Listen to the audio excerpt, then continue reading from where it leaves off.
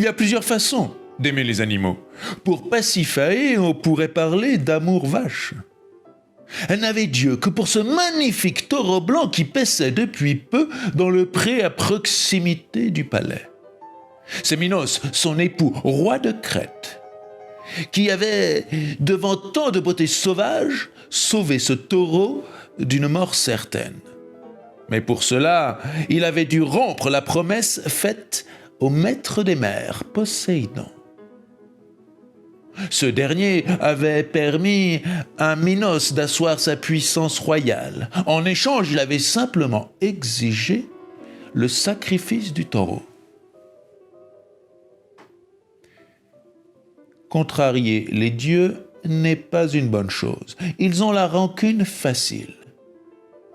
Et pourtant, Poséidon, dans ce cas-là, ne distilla qu'un simple filtre d'amour, juste de l'amour.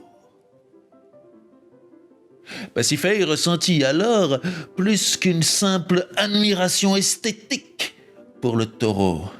Un désir plus profond l'animait, beaucoup moins platonique. Son cœur battait à la chamade à la vue du magnifique bovidé, musclé, cornu. Toute cette puissance sauvage réveilla en elle des pulsions les plus bestiales et contre nature. À l'abri de son époux, elle alla demander un peu d'aide à Dédale pour lui permettre d'assouvir ses terribles ardeurs. Le grand architecte fabriqua alors une vache en bois, creuse, recouverte d'une peau, munie de roulettes. Il l'amena au milieu du pré où était le taureau. Là, Pasiphae se glissa à l'intérieur de la vache et se laissa prendre par le taureau.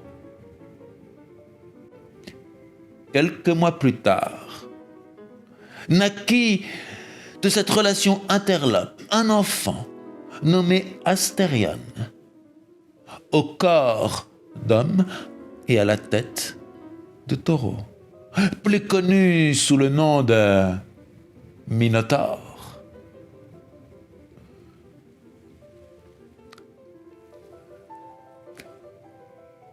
Minotaurus inest, veneris monumenta nefandae.